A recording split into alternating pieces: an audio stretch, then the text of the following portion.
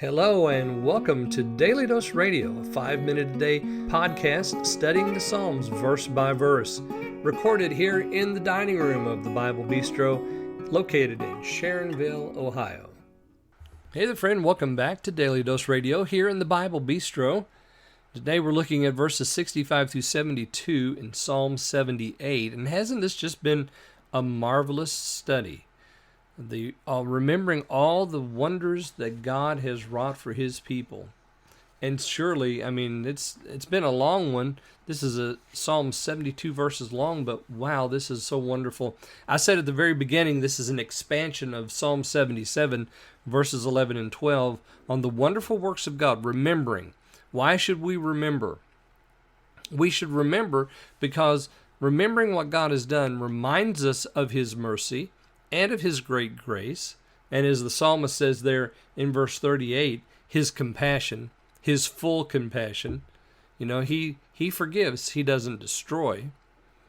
And then we have the deliverance. Let's remember the deliverance of Egypt, because there was a problem the psalmist was dealing with, is the corruption of the heart of the people.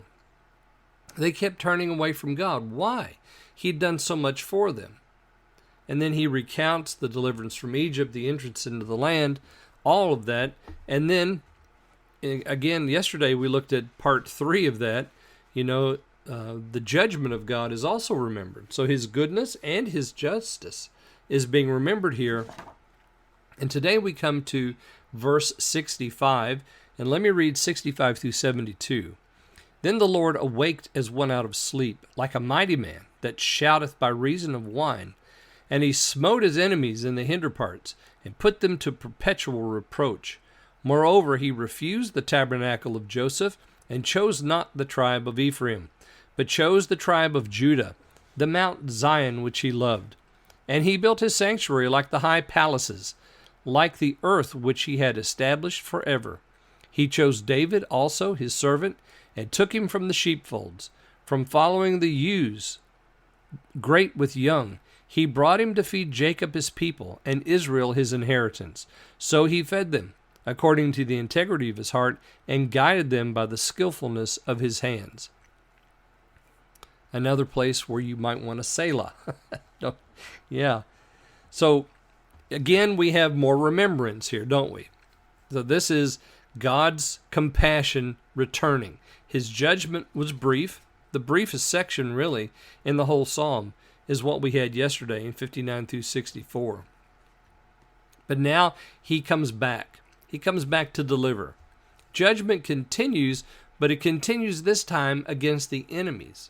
The Lord wakes as one out of sleep, like a mighty man that shouts by reason of wine. He smote His enemies in the hinder parts, put them to a perpetual reproach. He refused the tabernacle of Joseph, and chose not the tribe of Ephraim. So you go back to verse 9, and it said that the children of Ephraim turned back in the day of battle with all their bows and arrows and all that. They turned back. Well, He refused them. Ephraim was the choice to continue the covenant line. Remember, when Jacob was dying, Joseph brings in his boys. Jacob blesses them, crosses his hands. You remember that story? He crosses his hands and puts his left hand on the oldest and his right hand on the youngest, which was Ephraim. So it was always thought that Ephraim was going to be the one who would lead the tribes. But Ephraim backed away from that. He didn't. He didn't continue to be the leader that the people of Israel needed. So he refuses Joseph and Ephraim. He chooses Judah and Mount Zion. Is it okay that God does that? Is it okay that He chooses one and rejects another?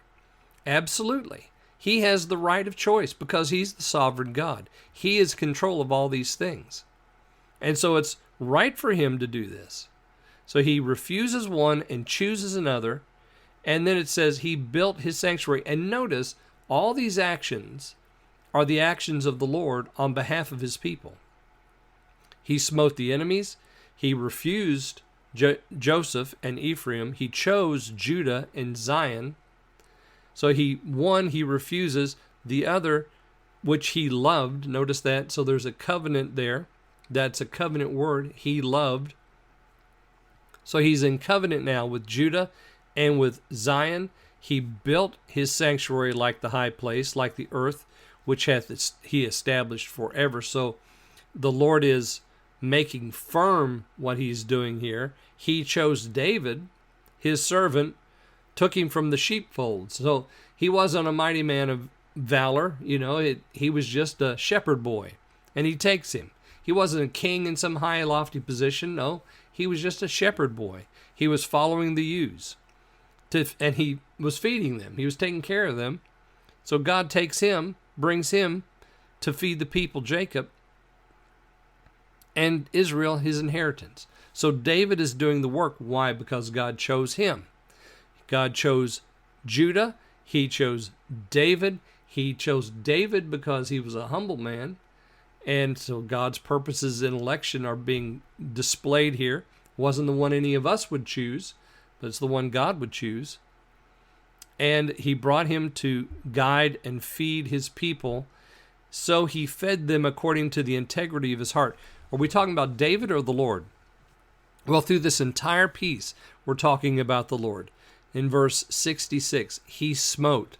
In 67, he refused. In 68, but chose, which he loved. In 69, he built. He hath established forever the earth which he hath established forever. He chose David, his servant, to feed Israel, to feed Jacob, his people, Israel, his inheritance, so he fed them. So we're not talking about David here, are we? We're talking about the Lord who is shouting by reason of wine. According to verse 65, he's like a man that shouts by reason of wine. He's doing all of this. It's the Lord mentioned in 65 who is the motion behind all this action. He's the one that's doing all of this work. So when we come to 72, so he fed them according to the integrity of his heart. This is not talking about David. This is talking about the Lord, and guided them by the skillfulness of his hands. It's not David's hands, but it's the hands that made the earth. It's the hands that has chosen Zion. It's the hands that has smitten the enemies in the hinder parts. Yeah. So God is being regaled here. This is what the messianic reign will look like in the future. He's going to establish and feed his people and care for them according to the integrity of his heart by the skillfulness of his hands. All right, friends, I hope that you'll join me again next week. Next week we will pick up in Psalm 79, 13 verses in Psalm 79, so I think we can handle that. I hope you'll join me then here on Daily Dose Radio. Thanks for listening to Daily Dose Radio. For more fresh and delicious Bible studies, podcasts, books, and more, check out the Bible Bistro online and on YouTube. Join me again next time for Daily Dose Radio.